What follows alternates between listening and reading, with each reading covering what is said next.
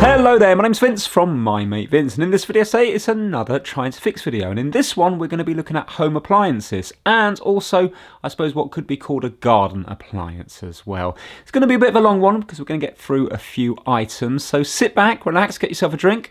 I've got my coffee ready to go, and hopefully you'll enjoy the next hour and a half or so. Instead of watching a film, you can watch this.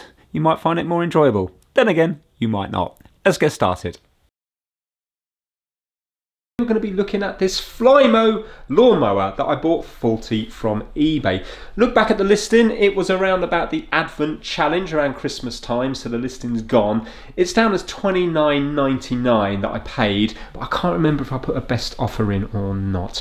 I think from memory it said it was new, faulty from new. So let's get it unpacked, see what we have, see if we've got all the bits, and see what it's doing. The reason I'm doing this now is because my dad's lawnmower has failed, and although I don't think this is going to be very good quality, it might make do for a little while. So let's see what we've got. Well, already the interest for me has waned because I was hoping it was going to be a new product with a fault, because I thought that would be more interesting.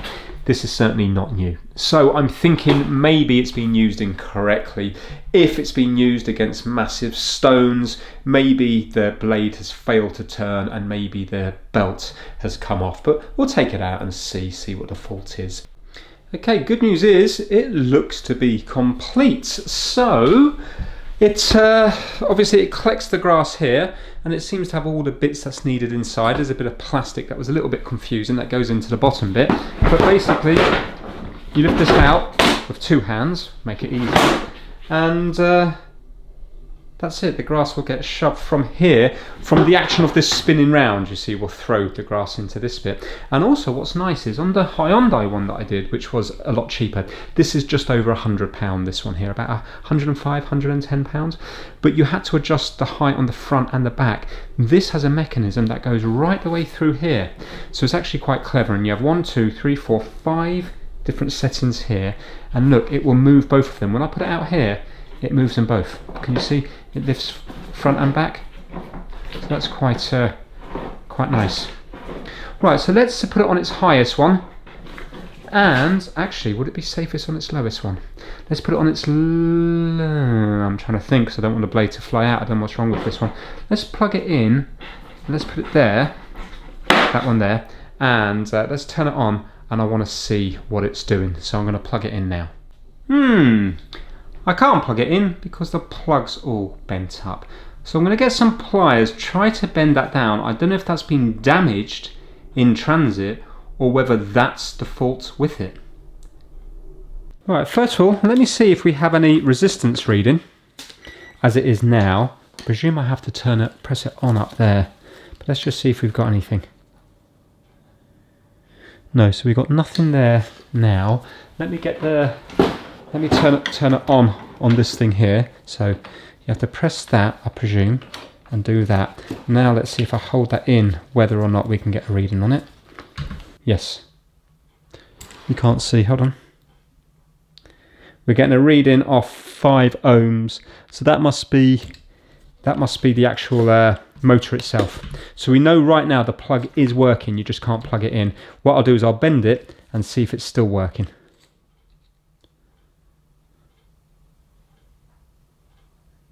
Yeah, 5 ohms.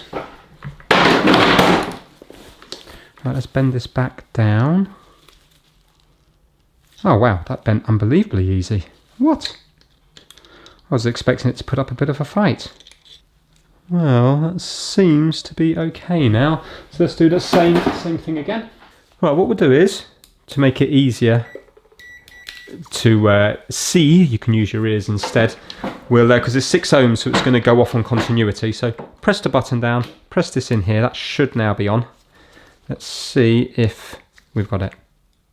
There you go.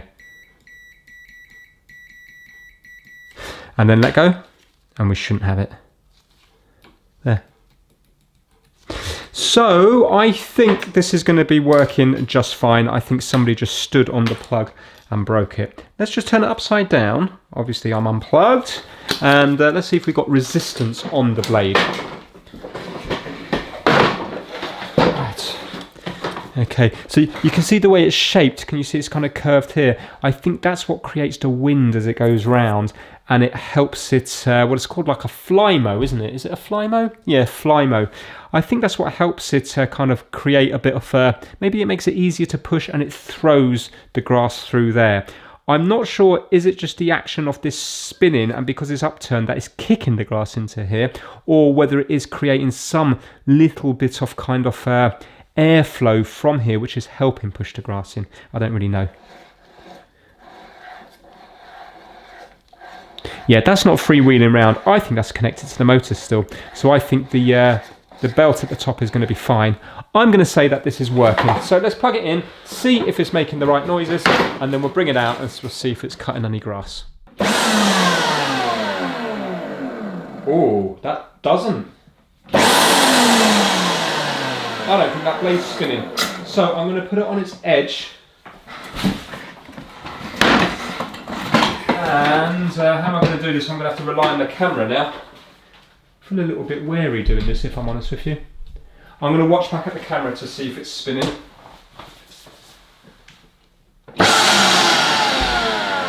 No, definitely not spinning. So maybe the plug just got damaged in transit. Right, I'm going to unplug it. I wonder then, I'm unplugged, I wonder now, is it just that the belt's come off?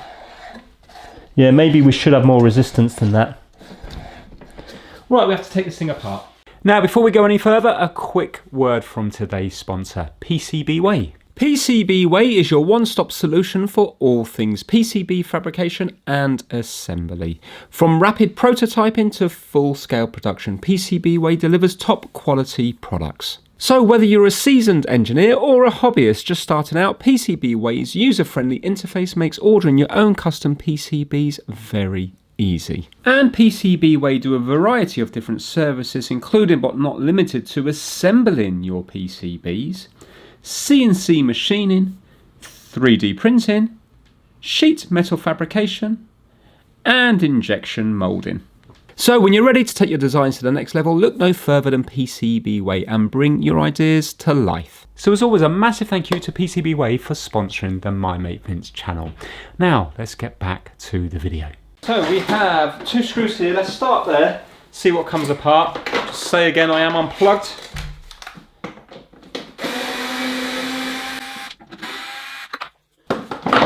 That came off easy, very easy.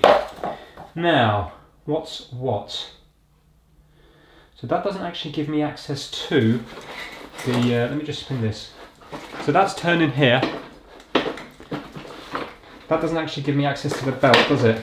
So I have to take this thing off here to give me access to the belt, which I presume the screws from the other side.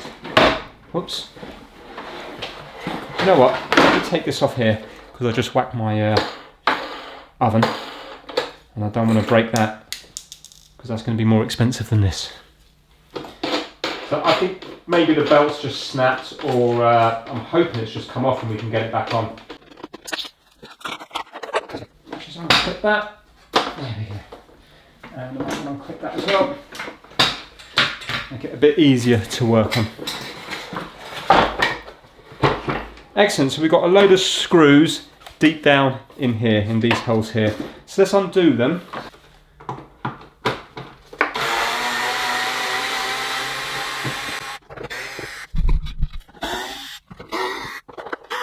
Hold on a minute, I'm not going to be able to take this off because this is in the way, so I'm going to have to take this off, aren't I? And I remember last time on the Hyundai one, I struggled. 1, 2, 3, 4. Should be one more. 5. Right, that's all the screws out. So now, is this one thing to lift up?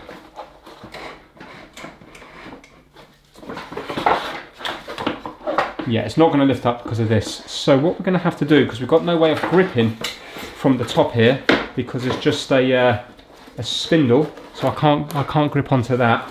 We're going to have to use a socket set, and I do have my socket set here, and somehow we're going to have to chock, I think, because as we turn it, the whole thing's just going to turn. So we're going to have to chock something in here to stop it from turning.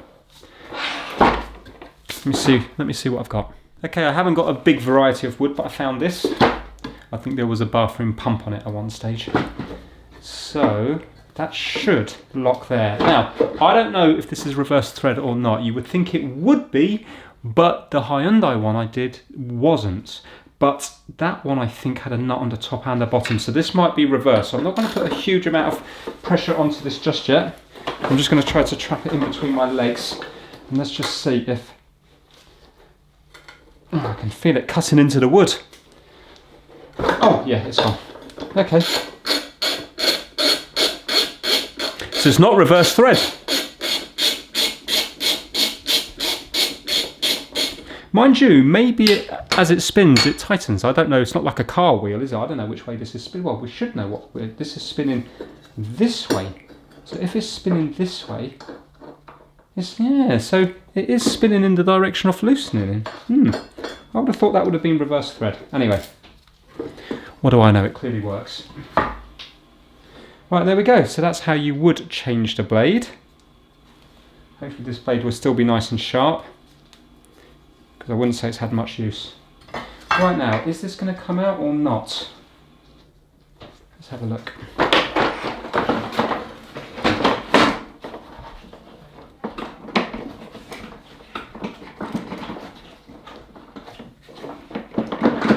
Yeah, there we go.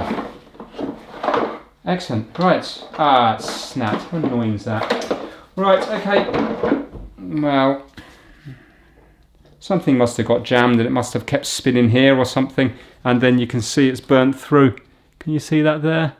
With the design of it, it actually looks like the rubber is in the shape of the motor one there.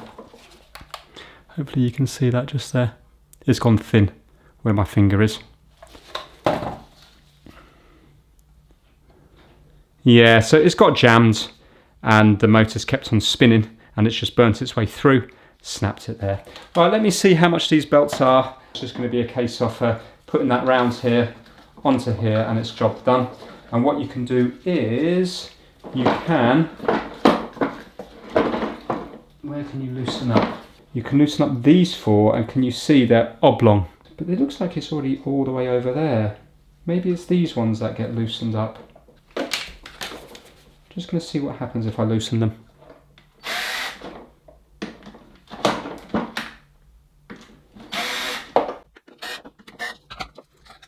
Yeah, so that loosens it, that loosens this one. So that's how you tighten it. So you put it on here, and then to tighten it, you can then pull it back and then tighten these up. So I'm going to leave that loose, but it did already look like it was on its loosest setting.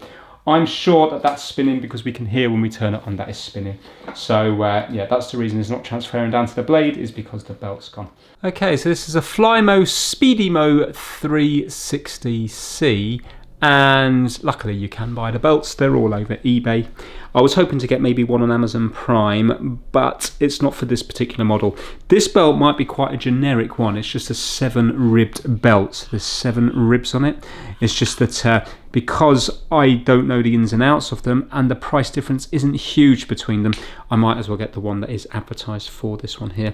It's $11.75, but you can definitely buy cheaper belts on Amazon and eBay as well. That isn't listed as this, but may well be the same.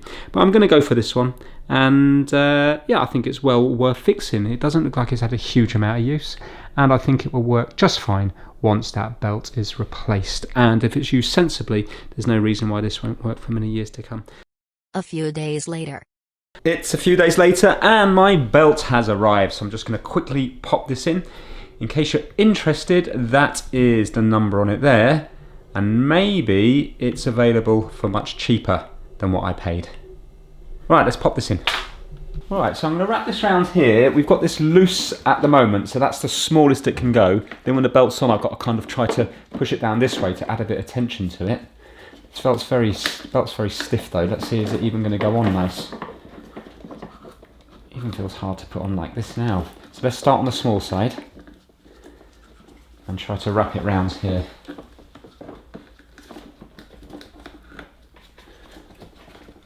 Trying to turn it. Oh, nearly had it. Start on the small side again.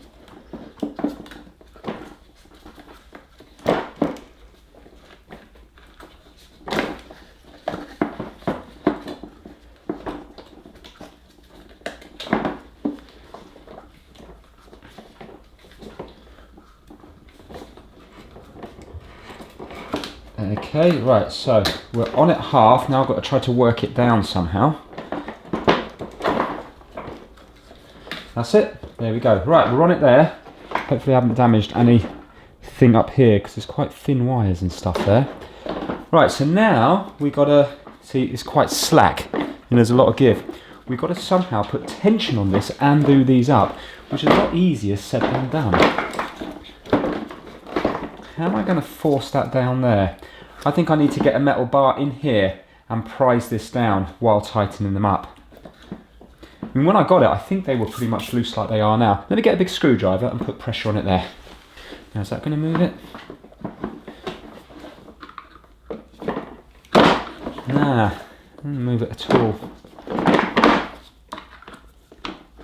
Thought there'd be a bit more slack there. Well, I can see it flexing a bit, but it's not moving on the screws, it just seems to be flexing.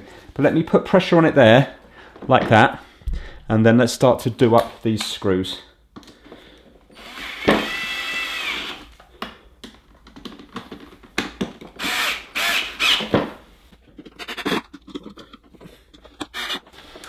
Now, is that a bit tighter?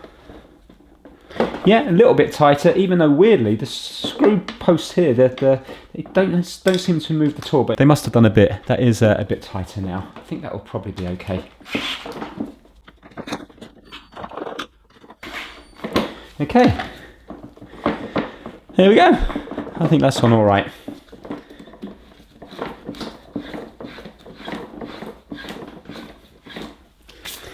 Now, I was reading up, apparently these get their strength not from the rubber, but from the fabric or whatever's woven inside. So if you look down here, I never knew this.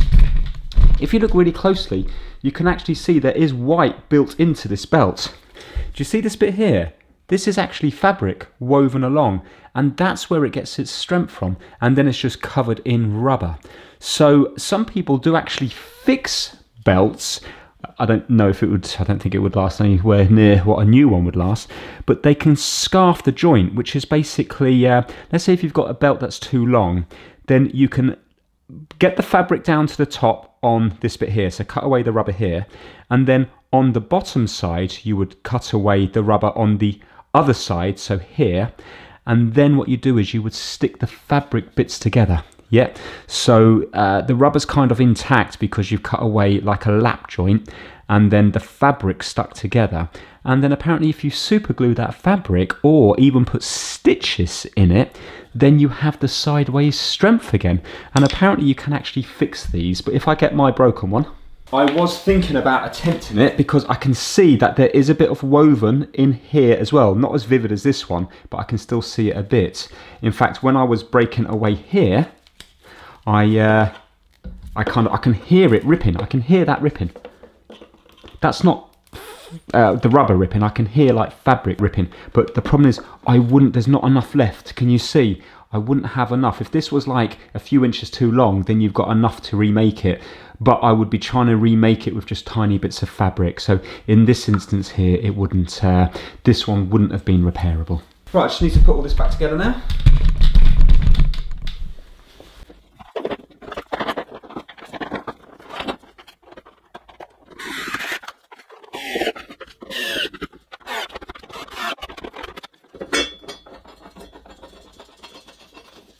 Now, so I'm going to be tightening it this way, so I'm going to have to lock it in here,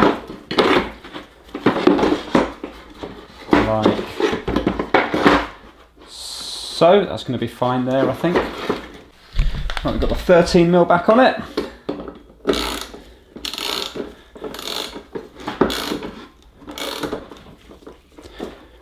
Got myself a new socket set. I should have got this when I was doing the Rolls Royce. I got a Halford set, 200 bit, but I bought it from eBay for about £80 less than retail. Still expensive.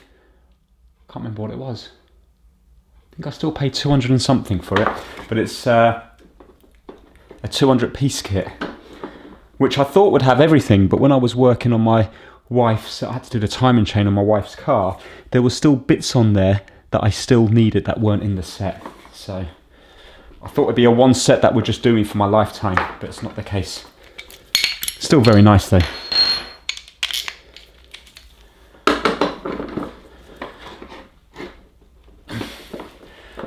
don't know what torque this should be up to. Just doing it really tight. I think that will do. I don't really want to force it any more than that. That's cutting into the wood here.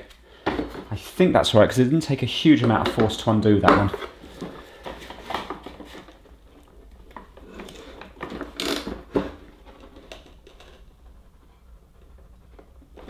Still going. Oh, better leave it there.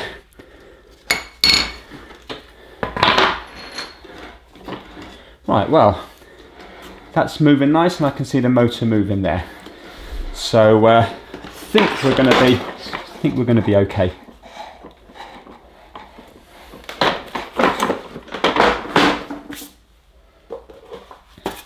Right, it's all nice and clean. I think we're ready to go. Put that back on there. Now, as long as you clean up before the wife gets back, your kitchen floor can be a workshop. Shh. Now, I normally do no-mow May, which is where you don't cut your grass in the month of May to give the early pollinators a chance. And we're nearly at May, and I've got quite a few flowers out, so I think I might just do one little strip straight across just for the camera, and I think I'll probably leave the garden as is until the month of May's gone.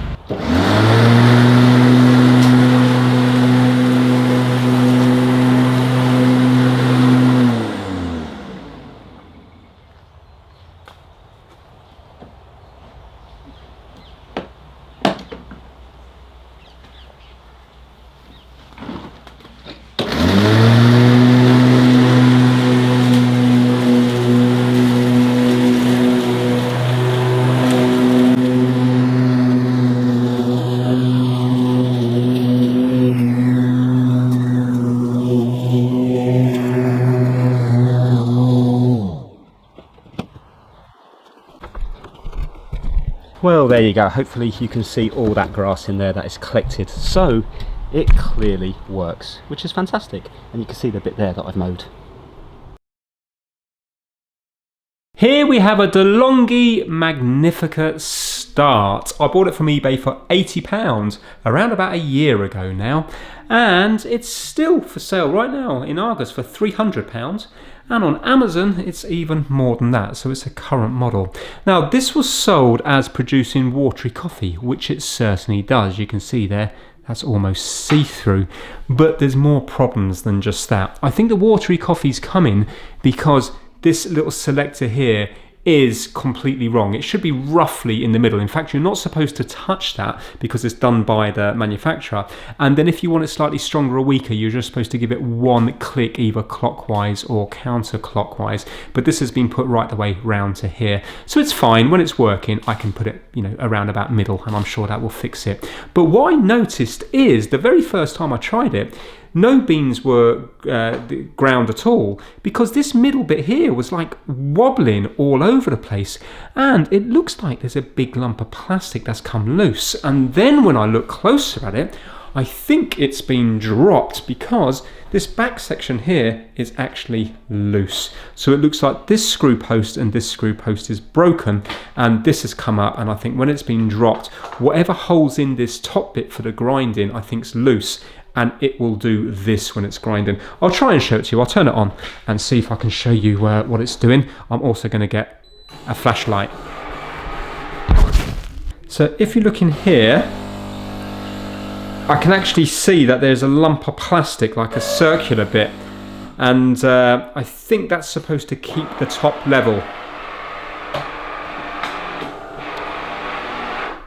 So watch this now. I'm going to go to just an espresso because I haven't really got much room there in the cup. I'll have to empty it out. But I'm going to quickly press it, and then I'm going to go to the back here. You might see it wobbling. It's not right. It's wobbling all over the place. So I think what we should do is take it apart at the back and take this off at the top and see if we can fix it. In fact, you see this time, I think it didn't work unless it's just not recognising, there's a few beans in there. It might be that it's not recognising enough beans because it's wobbling. Not many beans might be going through the correct channel. Let's get the back off, top off. Let's turn it off and let's see if we can get it fixed. So I've unplugged it and I've taken the bottom bit out here, emptied the water out, and even here you can see that the grind isn't right. It's like there's near enough a quarter beans going through it. You know, it's not mushed up very much. So yeah, I think that's why the coffee's so weak. Right, first things first, let's take off this bit here and see if we can find out what this bit of plastic is. Now, I fixed up a bean to cut machine on my channel a while ago, and since then I've become quite addicted to coffee, but in a good way. You know, I take a bit of time out every day to have at least 1 cup. Right, okay, so you can see now, hopefully, that this here is loose. Have some beans here. Right, okay, let's get the beans out of the way because that's going to stop us from putting this back on. Obviously, I'm unplugged. Oh, so the beans are going through the wrong way. So some are going through here, which they needed to be, they'll grind up when they're going through here, but some are going straight down the side. And that's why we have loads of beans that are not, in this whole thing, basically, everywhere I look, there's bits of broken bean, and I think it's because they're going through the wrong channels in here. Let's see now if this can be put back on. Ah, look, we got a broken clip here. Right, okay. So I was wondering where this goes. I found this in the box. So this here goes on here, and it's supposed to clip into place. Oh, that's a shame. I just want to see how it fits, because maybe I can put a bit of glue on it. I just want to see where it's supposed to lock in. No, that's it, and that bit's supposed to clip in there. Right, okay, I wonder if there's a way that I can force something down in here to try to keep it in place, and then I could just glue it in.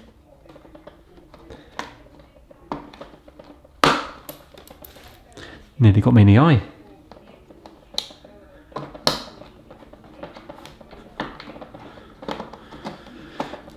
Yeah. Don't think by putting glue on that's going to be able to be strong enough to clip in. Yeah, and by moving that, all that's happening is that outer one is just moving up and down ever so slightly. So I'm going to keep that in the middle. There. Anyway, before I glue that, let's see what else is happening here, because there might be other things that need gluing. So this is Torx Security Bit 20.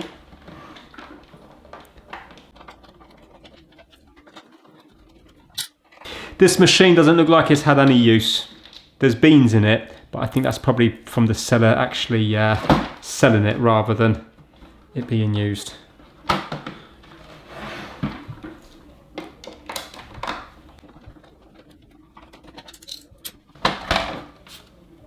Right, there's even beans down here, you see, they shouldn't be down here. Oh wow, okay. We got that as well. Where does that go? I need to empty out the water. Whoops.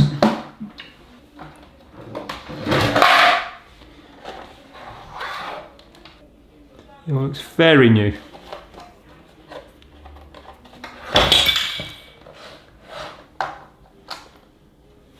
Right, so we've got a broken post here, and we have a broken post here as well.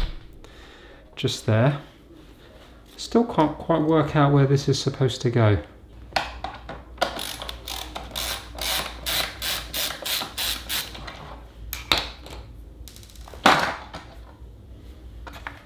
Actually, that will probably make it a lot easier to fix, because I can just get this and glue it in position here. You know what I mean? I'll be able to glue this into position here. Right, okay. Wow, we've got all beans stuck down here.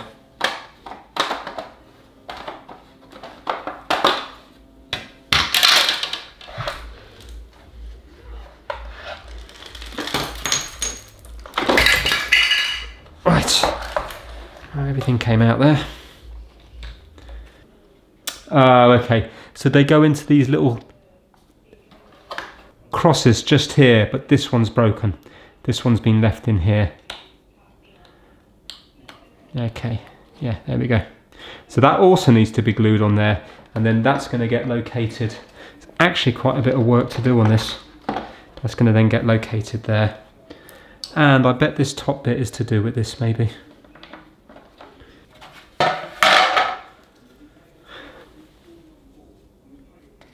That goes on there.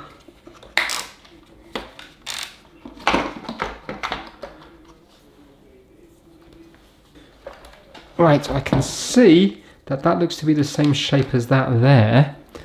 So where do you go? Oh, it just goes this side here. It's just somewhere to locate the wires. Okay, that's not such a big deal. It just goes here. Like that. And that's the rest of it. There. Okay, I'm going to get gluing. I'll take out these little posts as well, see if I can glue these up. Right, so I'm just going to fast forward through it all. I'm just going to be gluing, super gluing all these things here. And then we can, I'll probably mix up some epoxy, 2-part epoxy. And I'll cover it then with epoxy because that will give it more strength.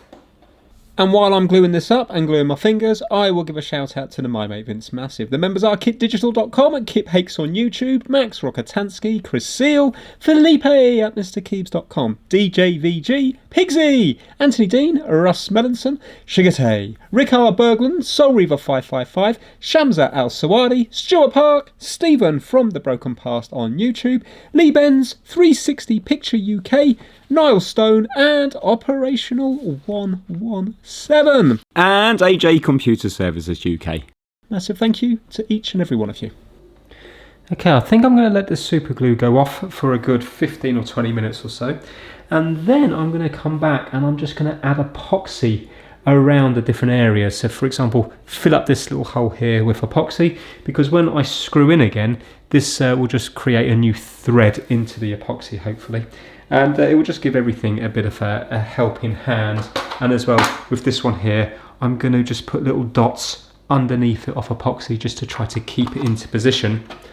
Hopefully, then, it will work. Clearly, it's not going to be as good as a new one, but do you know what? I think it will make coffee as good as a new one.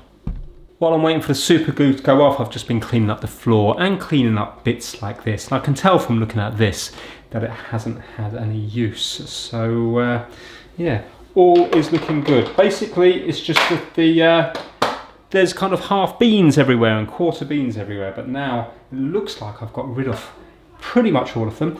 And it's looking lovely in here now.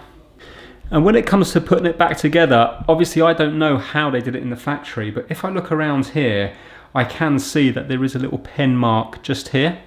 And if I have a look here, I can see that there's a line here. So I suppose what I'm going to be doing is, this will only fit in, well, it can fit in 3 different ways, yeah?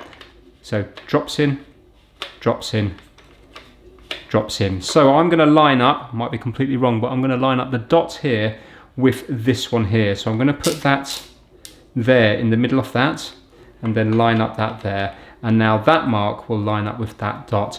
I hope that's what it's for, but I really don't know. But if I start to make coffee and it's too strong or too watery, even if this is at the extremes, then maybe what I can do is take this out and turn it around one like that. But as far as I can see, it all looks to be the same. You know what I mean? I can't see, they don't look any different to me. So I think it will probably be just fine. Now, what I'm going to use is, I'm going to use this JB Weld plastic bonder. I've had good success with it in the past. And I am just going to go across all the bits that I've done with super glue, just to try to build them out just a little bit. And when it comes to this bit here, I'm going to just put little dabs of it around the edge here to hopefully keep that in place.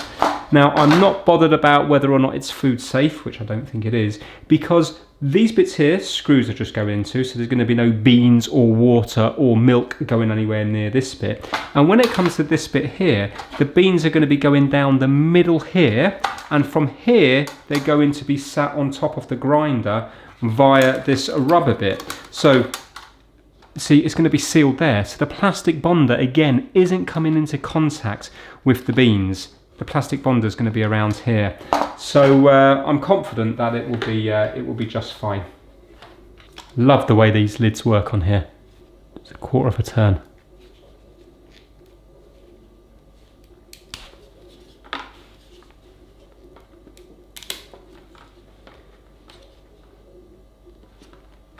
So I don't need to do much because I'm only building out the posts and stuff.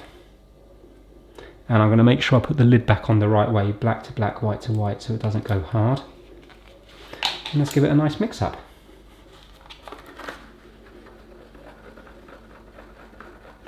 So now I placed the plastic bonder in all the places that I've just super glued, and initially I aimed to leave it for about 15 minutes to half an hour, but I got distracted doing other things. I'm actually going to pick up the video the next morning, which is good because it means the plastic bonder is no longer sticky, it's gone nice and hard, and it should be forever set.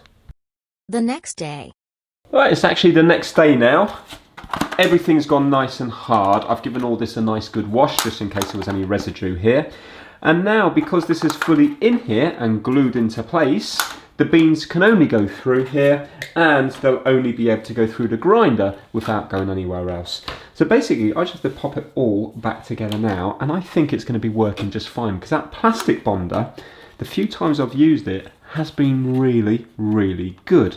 So I think it's going to be one of those things like IPA that for the rest of my life, I'll always go to that to glue plastic, because that there now feels rock hard. I mean, I don't want to take the hammer to it, but I'm pretty sure that would withstand quite a few impacts. So now, let's get all this back together. So I clipped the plastic all back together, I route the wires out of harm's way where I think they should go, and then I screw the back on. I rinse it quite a few times via the little steam wand to try to get some water through this, because remember, it hasn't been properly on in a while, so there might be stale water inside.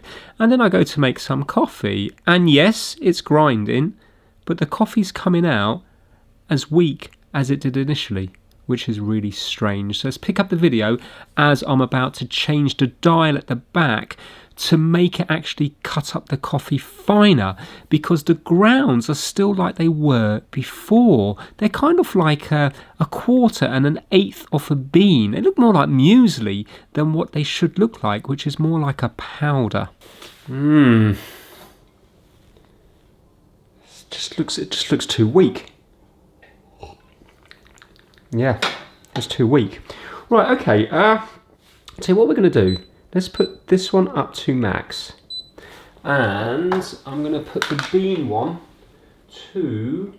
Let me get the instructions, because it's... I need to work out this one, because I don't really spin it on mine, but maybe I just need to turn this a bit. Also, let's have a look at the... Nah, see, it's not right, can you see? That's not right at all. They should be nice little pucks. Well, that's just, looks like muesli. Yeah, that's not right.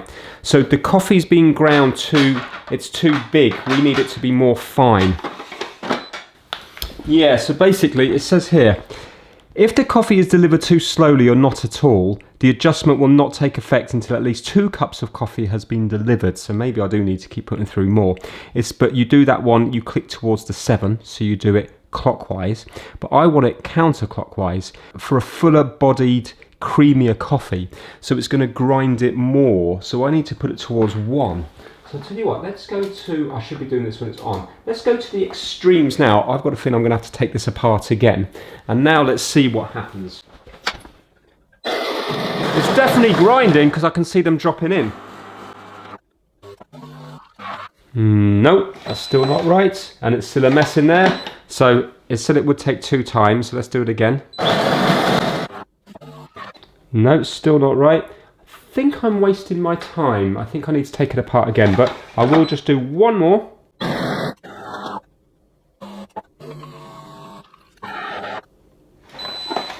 Nah, that's not right whatsoever. Right, let's turn this off. We've got to take it apart again. Somehow we've got to try to get it to grind more fine. So I'm going to empty out the water and everything, get the screws out the back, get the top off again, and this time let's see maybe if we can rotate that white thing around a bit. Let's see if we can somehow maybe work out even how it's working. Well, I don't quite understand this. When I took it apart, it was like that there. And the way to line it up is that line should be with this line here, and you see there's a little kind of Pac-Man little tooth out there. That's got to line up with that, which is exactly what I did. And the only thing I did is I dropped this in here to marry up with this. So hold on, I think when I put it in, it was going to be like that. But when I took it out, it was all the way over here, and that's supposed to be the midpoint. I'm not sure what's happening here. I wonder whether something's been knocked out of a line. I'm going to, I think I'm going to take it apart. Obviously I'm unplugged from the mains. It's not grinding fine enough. Why is that? Maybe this isn't sitting down in here far enough because it's full of rubbish or beans or something. I'm gonna undo this. This is reverse thread, so it's righty-loosey, not righty-tighty. I think we will be able to get this to work. I'm just wondering if this didn't sit down far enough in here when it got knocked. Let's try hoovering this out.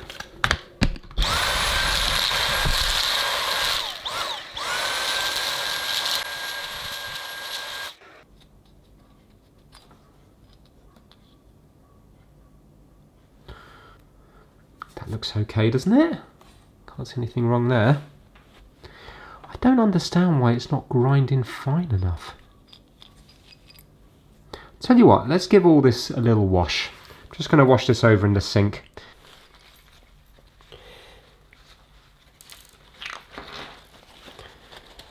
Right, I don't want to wipe this too much because there's actually quite a bit of grease on that.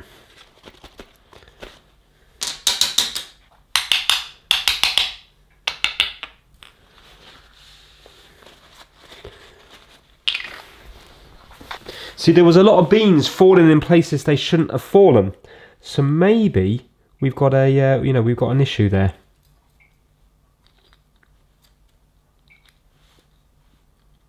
Maybe there's a blockage somewhere else.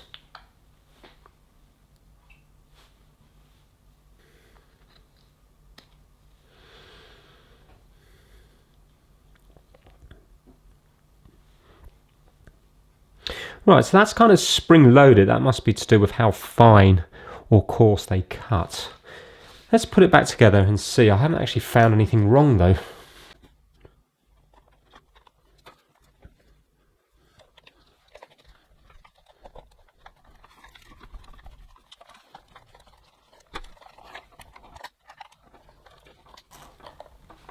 Okay, so that's turning that now.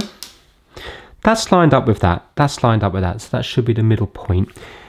That has to work now, surely. Cleaned it all out. Let's give it a go. It could be as simple as that.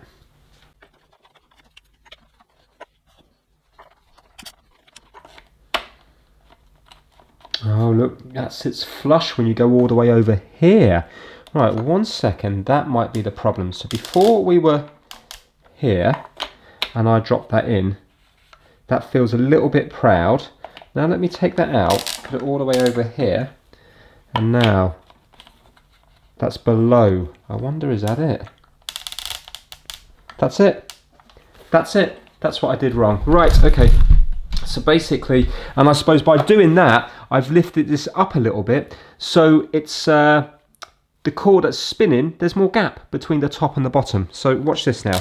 If I go all the way over there, this one pulls out nicely, but I had it like this, and I was just dropping this in with this mark here at the front, yeah, and you won't be able to see, but basically if we go to the white thing, can you see it's hitting against this inside bit? Yeah. And then if we turn it all the way that way, you can see now that we're very proud. Yeah. So if we go here, take this out. Now if we turn this all the way clockwise here, there, now drop it in. Can you see we now, this white bit is above the inner bit, and when we go back to here, which is that point again where that lines up and that lines up, can you see now we're well below? There we go. That's what I did wrong. Okay, well, you live and learn. Right, I've got to try and get this thing back on. Well, there we have it. I don't know if that somehow got knocked when it fell originally. I don't think so. I think originally the beans were just going everywhere and it was just wobbling on the inside, so it wasn't grinding them properly. But the second time, after I glued everything and put it back together, I didn't have it seated correctly. So there was probably about 1 or 2 millimeters gap, which is enough to not grind the beans into a nice fine amounts. So now get it all back together, hopefully for the final time, and this time now the dial at the back can sit in the middle, and then I can just make clicks left and right one at a time to make it a little bit finer, or if it's too fine and water's struggling to get pushed through the flour like coffee, then you can make it a bit coarser because you want the water to flow through nicely. If it's too much like flour, in other words, if it's ground too much, then the water's not going to penetrate through. But if it's too coarse, like you've seen at the beginning of the video, it would look like muesli, then the water's going to go straight through and it's not really going to actually bring much coffee through with it, so you're drinking very watery coffee. Anyway, good news is it's now working. So let me just show you at the very end of the video where I've dialed in the back.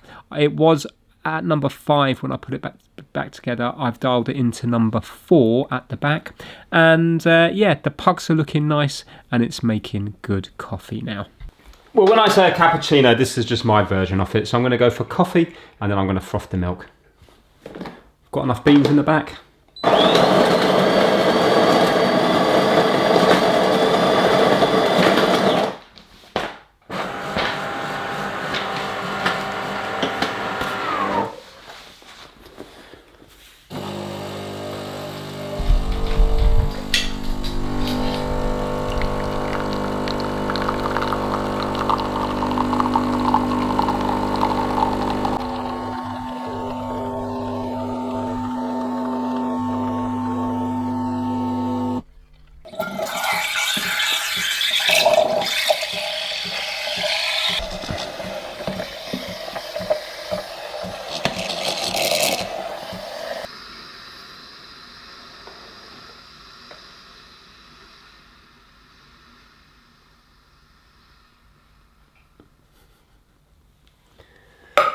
And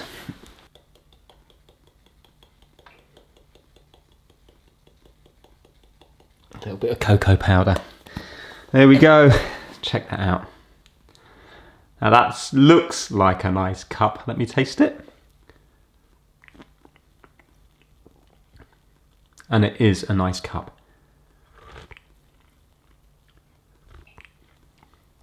Yeah, that's lovely. I like that. That tastes, if I'm honest with you, somehow it tastes a bit better than my machine, but it can't be because I'm sure the inside is the same. It's interesting though that they do different things. Like that long one gives 2 shots. You know, it gives a grind, lets it out, then does another grind and stuff. So I think I'm going to play around with this one for a little bit. Why it got... Apologies for that, rudely interrupted by the telephone. I say rudely, but I actually love it. So this is a lot later in the day now. This is my second cup of coffee. I made this one with a double espresso and frothy milk. Again, it tastes lovely, and you can sort of tell by the consistency of that it looks like a nice cup of coffee, in my opinion. It's next to this one here. This is the one that I have been using. Interestingly, although they do kind of look identical in shape and stuff, the software on this one is different. Like, it gives a little beep when the steam's ready, while this one doesn't. It just flashes light and it goes to constant and stuff like that. So the software definitely is different, but I think inside, I think they have the same kind of mechanisms and motors, and the water tray is the same. All this is in the same location and stuff like that. Anyway, yeah, back to the phone call. I have a landline, and nobody ever uses that landline now. The only calls I get now are scam calls. So every time it rings, I know it's going to be a scam call. And they did used to get me annoyed, but now I actually look forward to it, because what I do is I play a little game. Sad, I know, but I see if I can get them to hang up on me. And it's amazing the amount of endurance some people have. So what I do is I always get calls saying that there's fraud on my accounts. They're from like one of the banks, and that £99 has been taken from Amazon and £900 £100 has been taken from some other company. And if you authorise this, press 1 or press 2 to get through to the call centre if you think this is fraudulent. So of course I press 2 because I want to speak to them, and then I get through, and then basically they ask me what the problem is, and I tell them that they've rung me, and then they say, have you noticed any fraudulent activity? How many transactions have you done today? And of course then they start to get into it. But what I keep doing is I keep pressing the buttons on the phone pad, so it keeps going beep, boop every time you press the buttons. And some of them will only let you do that 3 or 4 times, where they'll be like, stop pressing buttons, and then they'll hang up on you. I've been sworn at numerous times. Today's one I really liked because he said, what's your first name? I said Jimmy. He asked how I spelled that. Jimmy. What's your surname? I said Jimmy. How'd you spell that? Jimmy. And he said, no sir, your surname. And I said Jimmy. And he said, oh okay, what's your first name? Jimmy. And he said, surname? Again, Jimmy. And he said, you're telling me your name's Jimmy? I said, that's correct. And he told me to F off, you mother effer.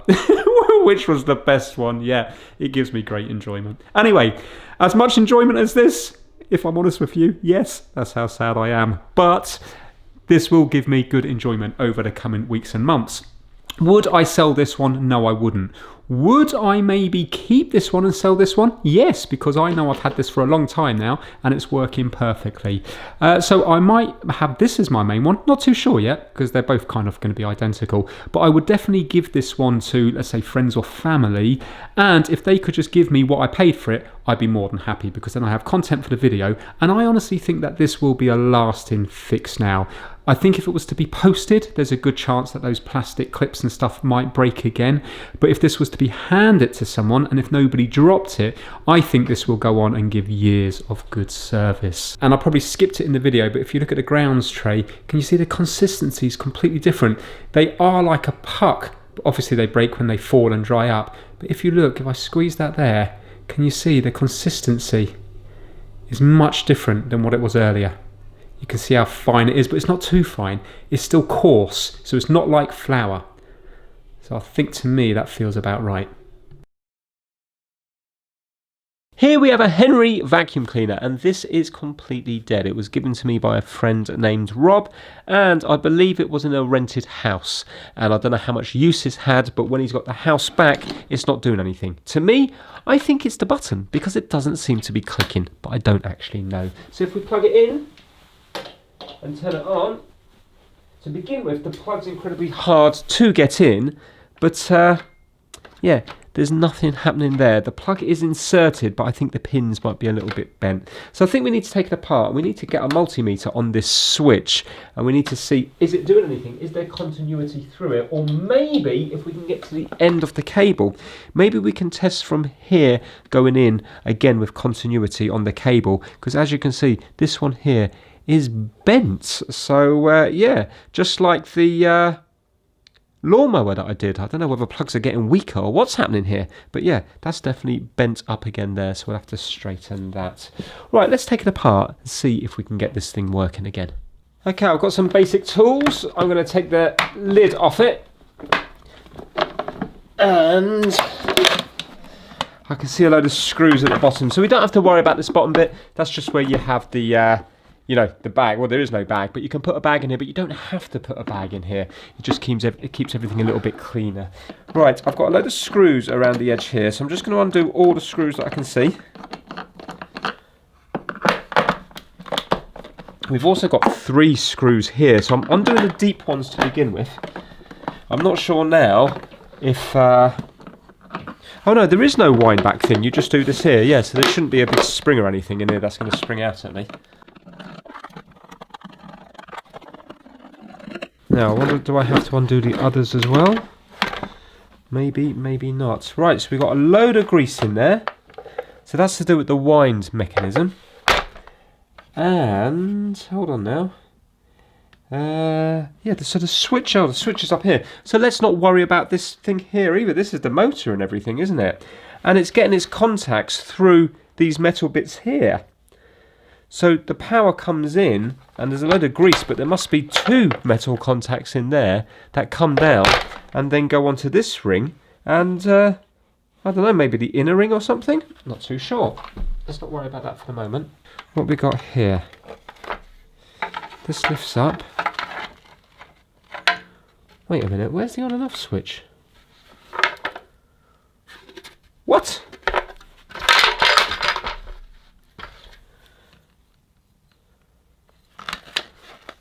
How is the... Oh no, the on and off switch is here. This is the switch here. The very fact that's not latching down, I think it's the switch. So we don't have to worry, I don't think, about this top bit. Unless, I'll tell you what we could do. Let's just see. Let's just straighten up this plug a minute and see if we have continuity from here. I don't want to get my leads too greasy, but here onto this bit on the inside. So let's try to straighten this up a little bit, because you can see the bend on that there.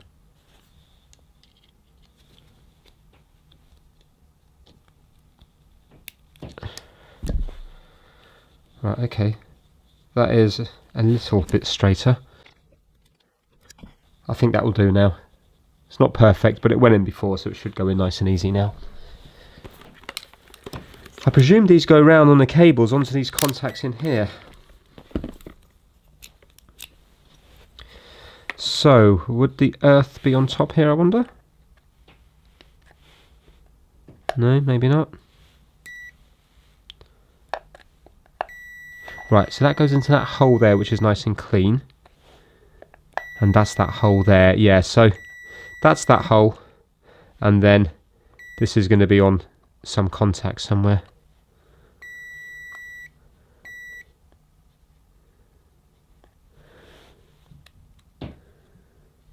These contacts feel very weak. That feels like it's almost broken. I'm not happy with that one there. That one is broken, look. This one here is broken. I think this is our problem. Oh, that's annoying. So it's the way you wind the top. This metal is a metal finger. The metal fingers come off. I don't think that was me just now, because this one feels, even this one feels incredibly weak. But that one is in contact.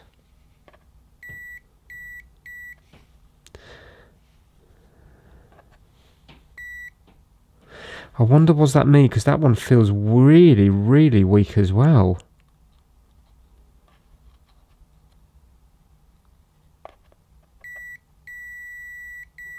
But it is intact. That one broke very easy. I'm going to presume that that's the problem. It's just weird that the on and off switch doesn't seem to be really doing anything. I wonder if I was just to go across here, whether or not... One second, let me get this out of the way. I don't really want to take apart this if this is not faulty. I wonder if I was to press this in, would I get a resistance reading across these metal things here? So let's just go to here and see what reading we have now. So that's going to be the outer one. And in fact, which one was broken? Yeah, look. Can you see the inner one's the broken one? So the outer one looks intact, the inner one's the broken one. And have a look here. You can see that the outer one, you can see a nice track. The inner one, you can't. So that has to be the problem. This must be the gold track on the inside here, going round here. So what do we have here and here? So we have an ohms reading of 7 ohms. What happens if we press this in?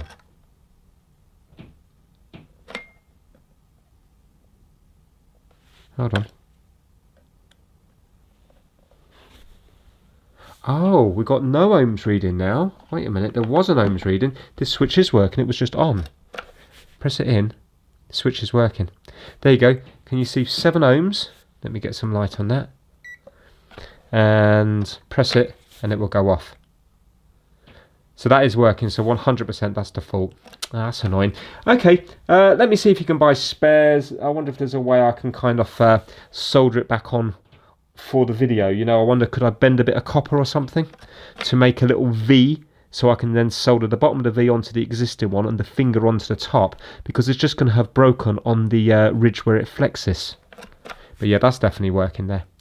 Yeah, 100% it wasn't me that broke it, because you can see this inner one should also be nice and clean, because if there was something whizzing around it like this, it's going to make the path. You can see now that the path's starting to come back. Yeah, Probably can't see that. Let's bring it over to the mat and see what we can do. So to make it nicer to work on, I'm going to scrape the grease out of here and I'm going to put it in here, because obviously it's here for a reason. It must just create a little bit less friction when you're constantly winding and pulling it out. I've also noticed that, can you see we have a bit of a mark around here? And look at these little plastic wheels. This one turns here. Yeah, you can see that's turning. Not great, but it's turning. But these ones are not turning whatsoever. So, oh, here we go. That one's just started to move. So they need to be loosened up. I wonder, can I pop them out? Let's get rid of this for a second. I'll probably use this tool for scraping out the grease as well and bringing it over to this side here. I wonder, can I pop that out? There we go. Oh, wow.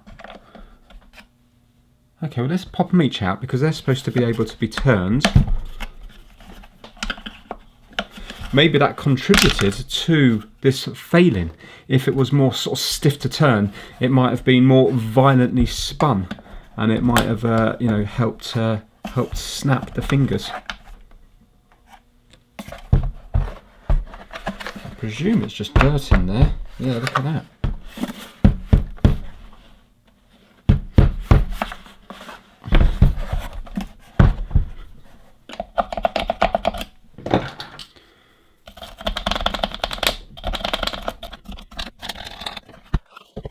Let's see if they're spinning now.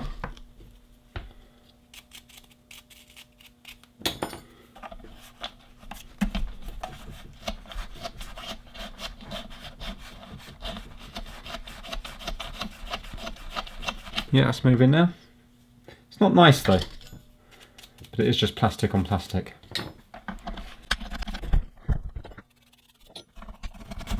And that's now spinning. I'm just going to put a little bit of grease in these just to help them. Or, well, hold on, no. Grease is just going to attract more and more dirt. Yeah, and you can see that there's quite a bit of dust and dirt here. I was going to put some molly coat in there, but I actually think that's probably a bad idea because then it will just get gummed up quicker. So I think I'll leave it as it is.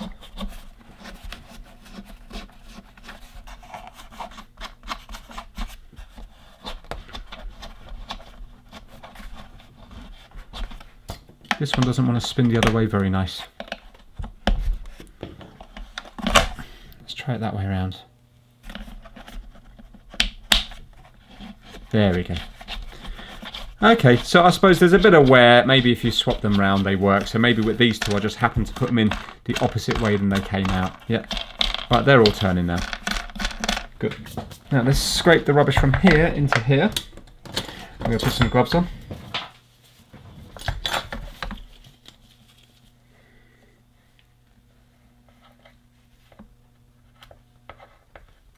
Oh, it comes up on both sides.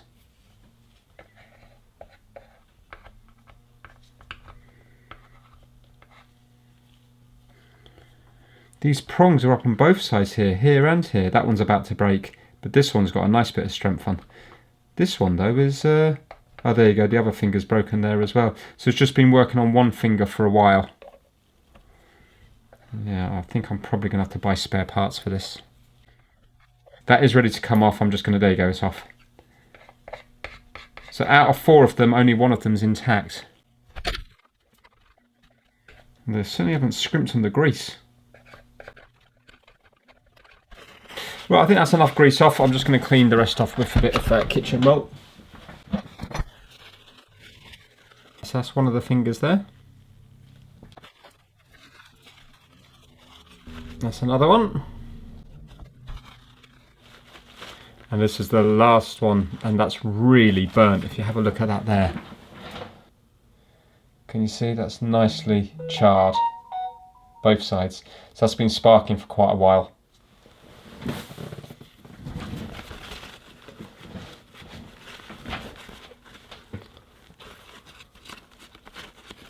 can see all the carbon there. Now, the fingers themselves are really still very springy. It's just they've broken where they're, you know, where they're sticking upwards.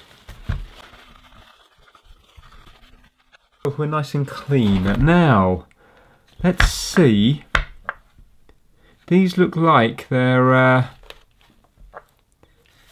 riveted or maybe clipped into place, and there's no screws on the top. So let's undo these 3 screws. Let's see if this comes apart and gives us access to these. There's not much room in there for me to solder on new ones or spot weld. It's all coming apart lovely and easy. Okay, so here's our reel of cable. So we can, let's get rid of this. More grease there.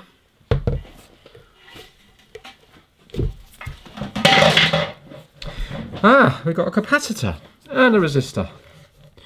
Right, so the mains cable goes straight onto, let's get rid of that, straight onto here, and the fingers just go through and pass it through to the board. So all of this is just purely because it's a way of winding it up and unwinding it. I wonder if I was to bend up this and this, would I be able to, you know, get these in here?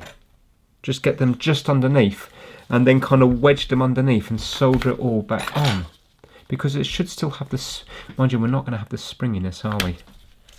I wonder if, see, if I was to make it more of an angle, it wouldn't matter that they're a bit shorter. See what I mean? Because I think there's still going to be probably enough length on them, because I bet these are quite flattened like that. Because when they're like that, they're in their flat position. So that must be how they're on. So I've actually got a little bit of room to play with, I think. I wonder, can I bend this up? Yes, I can. There we go, I can bend it up there. So, what I'm wondering is, if so that goes like that, if I was to put that underneath here and put a kink on the bottom bit here, I wonder, would that work? I haven't got much to play with. Oh no, did that just break? Oh no, that's broken. Yeah, that's broken. So, did I have to heat it up? I would have thought I would have been able to get a little bend on that. I suppose it's sprung, isn't it? So do you have to heat this stuff up to get it to bend? I'll look for new ones in a minute. I just want to see if we can, you know, if there's any way we can fix it as it is. Let me hold this. I'm just going to try to get the hot air on it at 500 degrees Celsius. And let's see if that makes it easier to bend.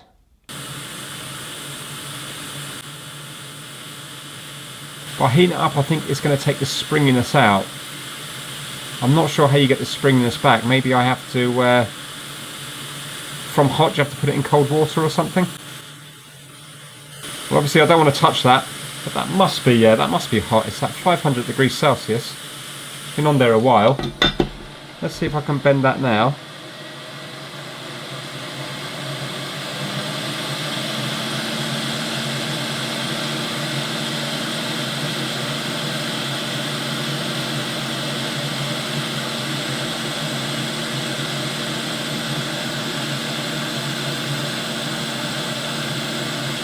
That's it.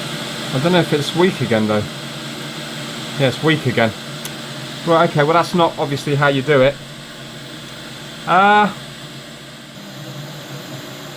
I can still feel the heat even through my gloves. So it would have got warm. I suppose it's one of those things you just need to buy spares. See, I've got no way to make it springy. You know, I can solder it on like that, but it's not going to be springy at all. You know what I'm thinking? I don't know, this is just a bit crazy.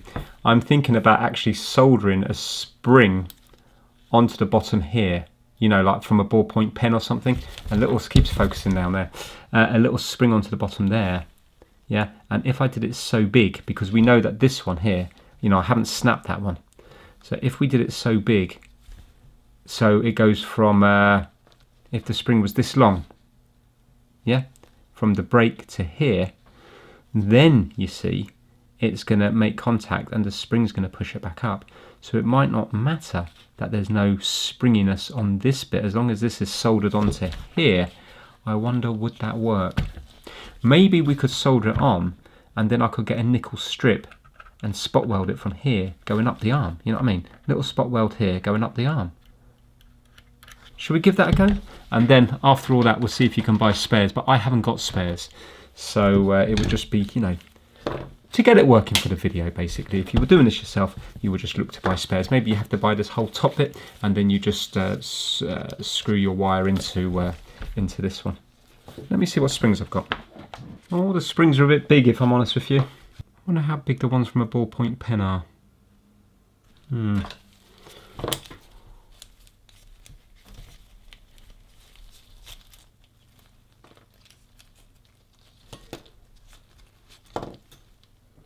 That's much better, isn't it? Wow, and that's even kind of done in different sections. But then I'm going to ruin my Timsy Auto Air pen that I like. This was sent all the way from Australia. Let me see what other pens I have in the house. Do you know what? There's a Brook one here. Let me see this one. Doesn't seem as good. Let me see what else I have. Oh, sorry, Robert. This one is by far the best one. So let's sacrifice this pen here. This is only kind of like proof of concept stuff, really, because it's not obviously you would just be getting spares, you know. So there to there. I reckon I'll be able to do all three of them on this one here. Right, well, let's give it a go. So I'll start with a nice clean one. It's going to be like that, and we want it to be springy, so we're going to cut it around about here. I'll take my gloves off now because I can't feel properly. So let's get the soldering iron on, and I'm just going to grind around the bottom here to make it nice and clean.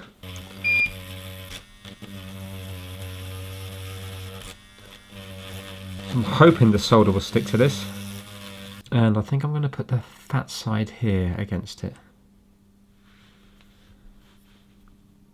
So if I was to hold it here and fill it with solder, I wonder would that work? Let's see if the solder is going to go on it to begin with. Get some flux as well.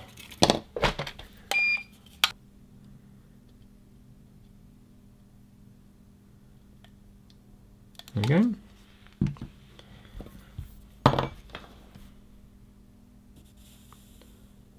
Are you going to stick? Yes, you are. So I'll flood it with solder, and now I'm going to drop this on it when the solder's warm.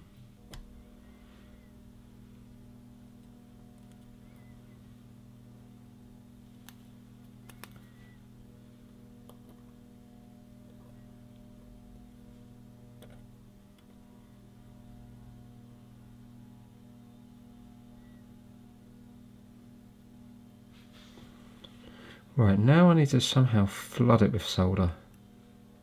What would be quite nice, might be tempting fate here, but if I could hold it and heat it up with the soldering iron here and just put the solder down the middle and let it just do a little pull on that bottom bit there, then I think that might be held in place.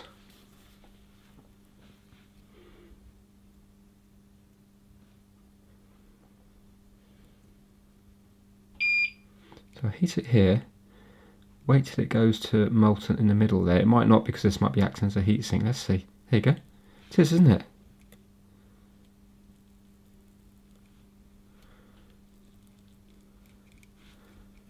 Yeah, that should have filled up.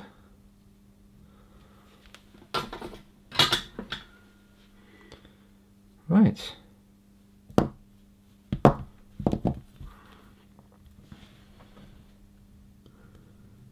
There we go. Right, let's give that a clean with some IPA.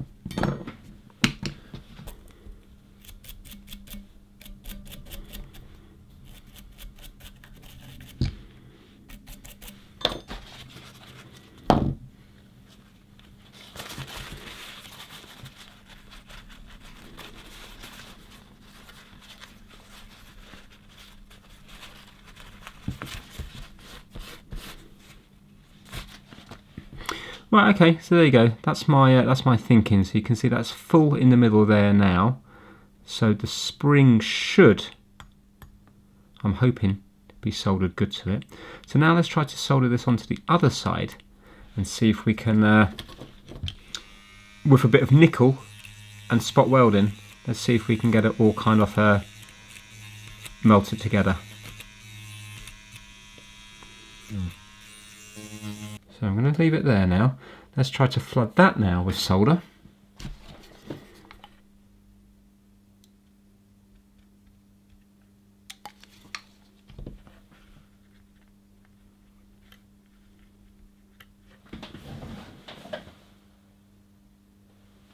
What I don't know is how big that inside track is. How important is this? You know, does it have to be, is it like a fraction of a millimetre, or can it be quite rough? So let's see here. We can see that that track is really wide, so the outer one's massive. How big's the inner one? The inner one goes from there to here. Even this looks like it's been a bit charred. I think it's been sparking against this. So we might have to scrape all this off and give it a clean. I might be lucky anyway, and maybe it will just go onto the new contact here, you know, because it feels rougher here than here. Hopefully you can see that. Let's just give that a clean just here.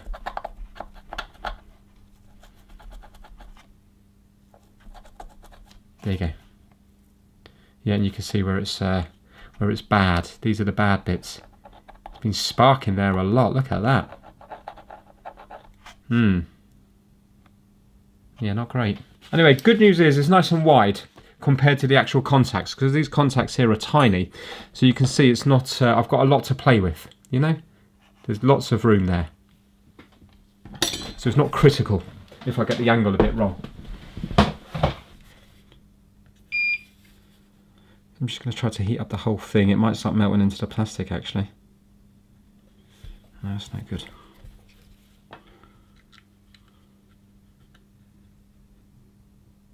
Do you know, I'm wondering, how about if I put a spot of glue on the bottom there? A spot of hot glue. Would that not... and maybe this might need to come out a little bit more. Would that not keep it more in place? I think it would. Let's give it a go. I only want a tiny bit.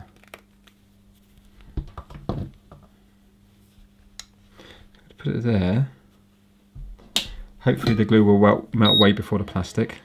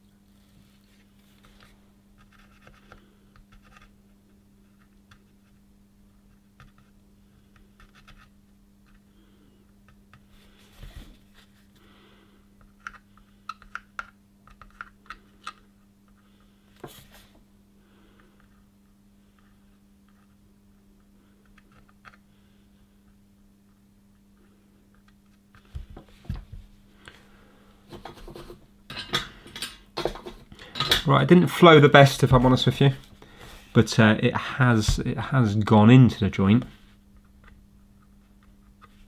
Still incredibly hot. Let it cool down for a bit.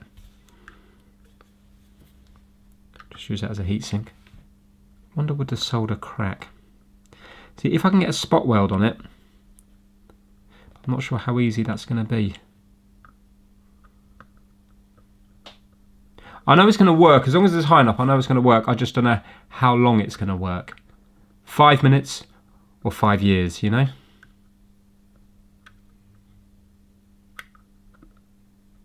See, if it's flexing on a new bit of metal, there's no reason why it wouldn't work as long as a new one.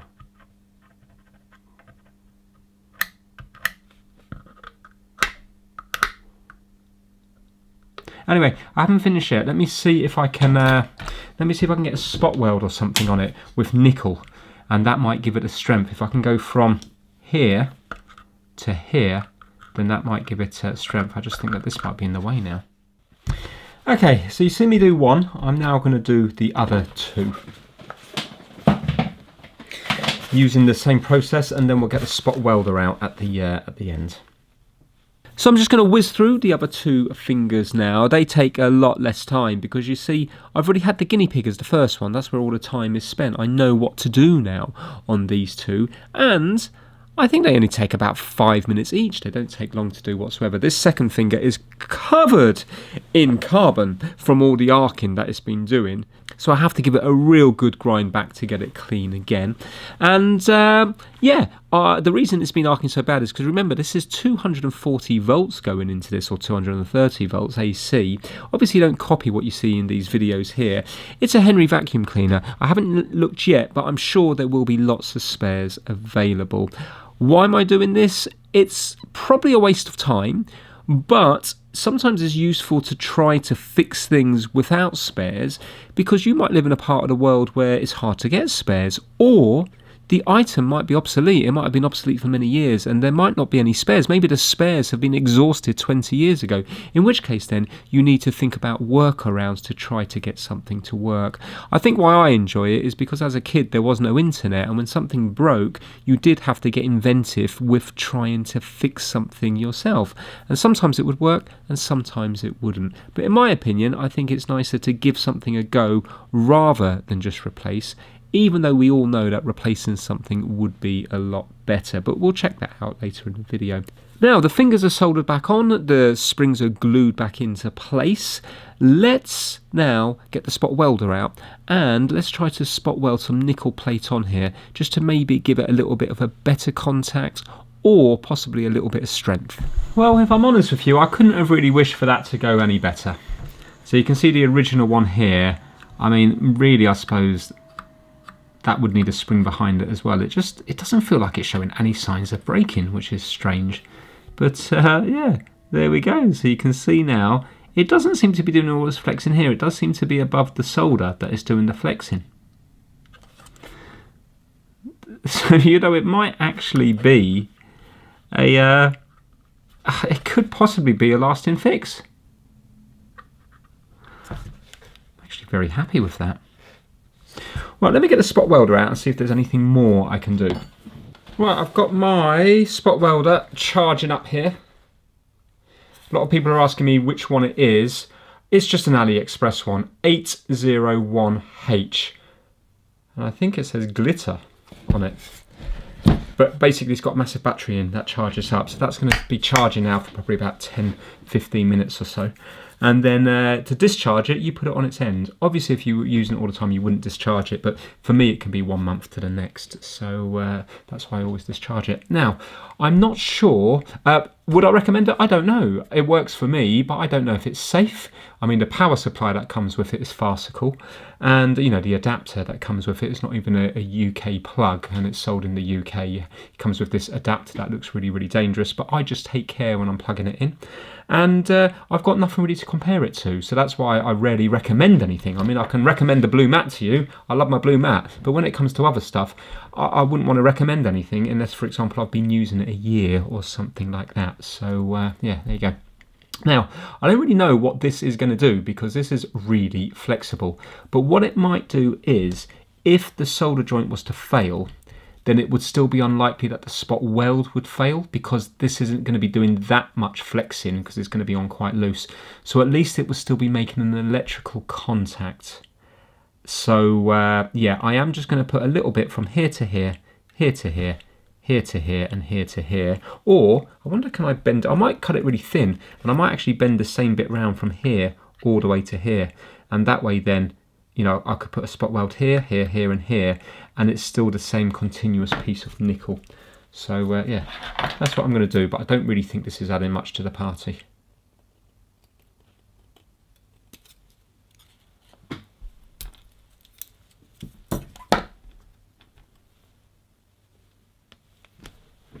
Do you know what? If I put a bend in it like that, that's then going to go up both sides, isn't it? That might actually work quite nicely.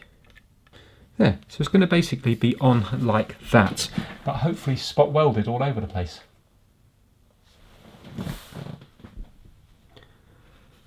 It might help. Right, it's been about 15 or 20 minutes now. I'm up to 5.6 volts. I think that's okay. I've put it to 15T power. I'm hoping that doesn't blow straight through it. We'll give it a go, and we'll see if we can get some spot welds on this. Let's move this a little bit closer. Now, I've got a foot pedal down on the ground, you see. Once I get one on, the rest I think will go on okay. It's just that first one's going to be a bit awkward. So I'm going to do one, maybe put this here and here. That'd be nice if I could get that on. Right, let's see. So I do various spot welds on them. It's not the easiest because the thing is they're flexible and you need to put a certain amount of pressure down. Yeah, it wasn't the best spot welding experience, if I'm honest with you, but still it's always quite nice using a spot welder. Strangely satisfying. Anyway, let me show you the end result. It doesn't look half as nice or even a third or quarter as nice as it did when I just had the solder on, but I do think that the nickel will add rather than take away to the overall fix. So we've got this one here, so that's going to move here like so, and that's the original one, and this one here has got the metal going from there to there, and that one's going from there to there. I think you can still see a bit of IPA in here.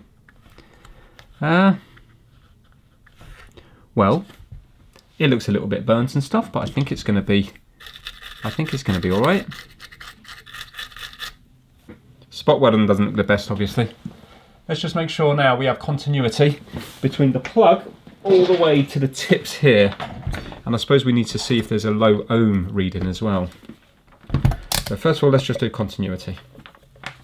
So one here, we're here, and that's on the very tips. And here, we're here and here. And obviously there's no shorts. Right, let's go on to ohms just to see if it's, if it's nice. 1 ohm, that's brilliant. Apologies. Especially for my my meter. So my meter at this moment in time is really good, 0.6 of an ohm. So here to here, let's see what we got. No, this side is it? Yeah, there you go, 0.9. Let's do this one. 1. Let's do this one. Just over 1. Fantastic. I think that's okay. My meter does vary quite a bit. It's behaving itself today, though. Yeah, there we go. I think that's going to work. So what we'll do is put it back together, see if it is working, and then I'll see what spares are available for this. Right, here goes. I don't know if we're on or off at the moment. Let's plug it in. Plug goes in easy now. Right, hopefully we're off because it's not working. Yes! And low as well. Right, well, let's put it on high and let's start winding it in and see if it misses any parts or if it starts sparking. Actually, let's just do the switch a couple of times, make sure.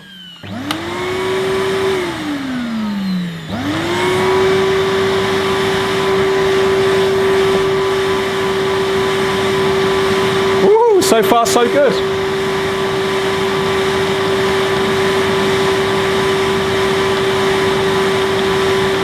Right, okay, that's nearly all the way in. Now let's pull it out. So right now those contacts are moving, aren't they? It's incredibly smooth. Well, I wasn't expecting it to work that good.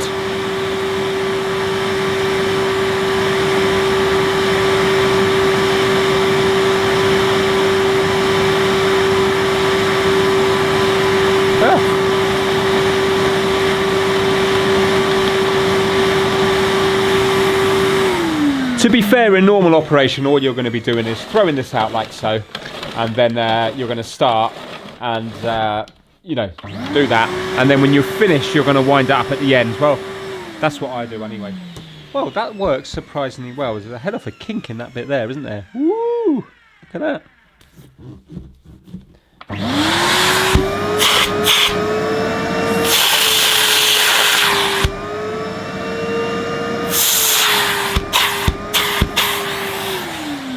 Do you know what? I actually didn't think it would work that good. I thought it might skip a little bit. But, yeah, maybe the springs are... I don't know, maybe they are a good idea. Maybe they are going to actually keep pressure on there. That might well be a lasting fix. Let me see what the spare situation is like on these anyway. Well, I did a bit of a vince there. It's happened many times before where I spend ages on something and then I can end up buying the part for like £3. The world's strongest phone was a classic example of that.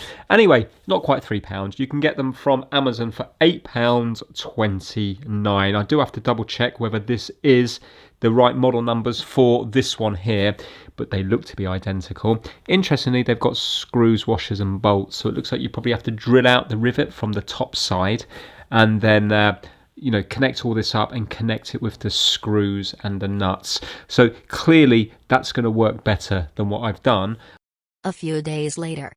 Now, although I really do love my fix, and I think that will be a lasting repair, because it's not mine, I did buy some proper ones, and I actually went for the pneumatic ones, which are the makers of Henry. I got them on eBay, and they only cost £5 delivered, which I thought was pretty good. So it was cheaper than Amazon. I had to wait a little bit longer, but it comes with everything. Everything in here that you need, including like little spacers and stuff like that. So I'm going to pop these in. They're the bits that are faulty, and you're just going to screw them through with the nut and the bolts. And at least then it's kind of as the manufacturer recommended, even though I do think that mine might possibly last longer with those springs behind.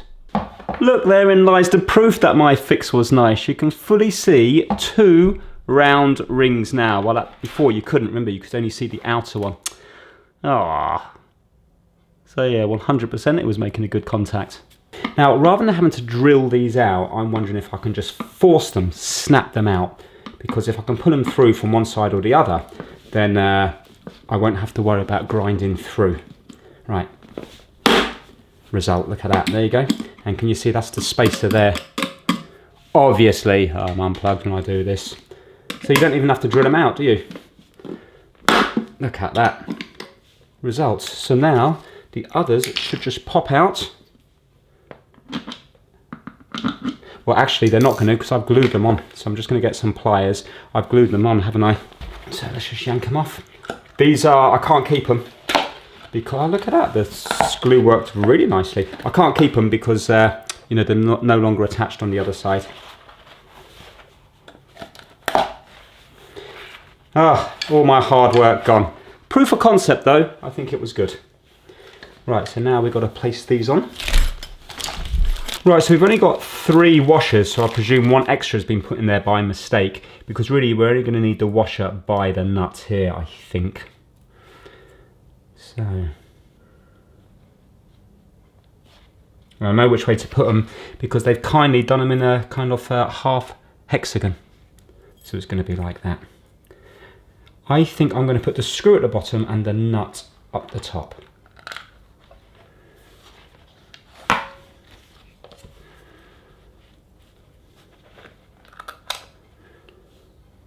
And we need to put the washer in, don't we? The spacer, I mean. The cheaper kits, the non-pneumatic ones, didn't have that little spacer with it. I don't think it's too important. You know what? I can see this is just such an easy job to do. So these Henrys are really repairable.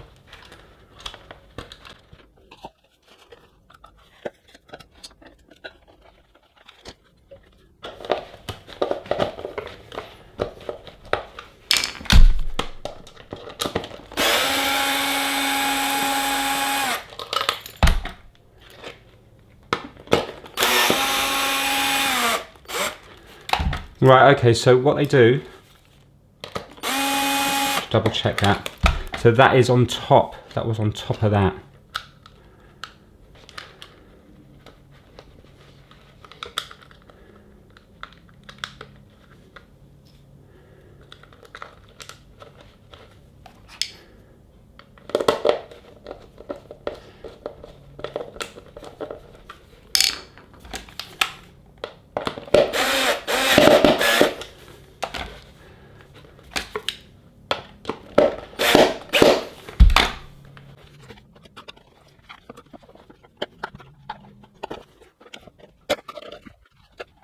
Right, I've done that up lovely and tight. And there we go. You can see it's actually very, very easy to swap over. Now I know how easy it is. There really was no point at all in trying to fix your own ones, but still. Right, okay, I'm just going to do the other one off camera. And then we'll put it back together and I'll just turn it on at the ends. Right, here we go.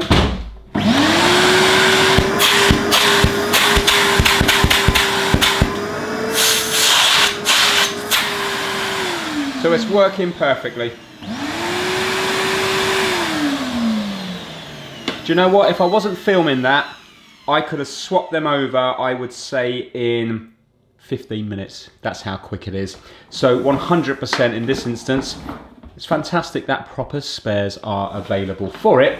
And as long as the motor stays intact, there's no reason why that won't work for many years to come. So yeah, realistically in this instance, there was no point in messing around with soldering on springs and stuff like that. But like I mentioned in the video, there's still options for other things. You might not be able to get spares for other things, so it's quite nice to mess around sometimes. But yeah, that really surprised me how easy that was. That really was a very easy fix. Excellent. More than happy for that to go into service now, not in my house. As far as I'm concerned, that's a proper fix. So there we have it. 3 items, and in this instance, 3 fixes. Vacuum cleaner will definitely keep on working, no doubt there. Flymo lawnmower will definitely keep on working.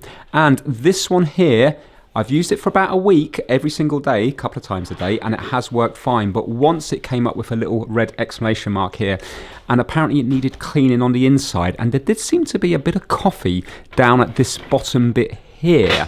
And normally that doesn't happen on my one, so I'm not quite sure if this is fully fixed. Yeah, I need to use it more and more and more just to see if that error comes back. But the reason I had 3 successes is because I was the first one in here, and also that's always going to increase your chance of fixing it. And also, they're all honest fixes. Vacuum cleaner just wore out. That's understandable.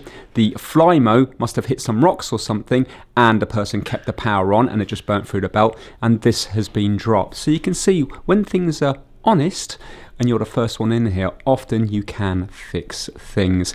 So I hope you enjoyed this video here. If you did, give it a massive thumbs up, and I will hopefully see you again very soon. Thanks for watching, everyone.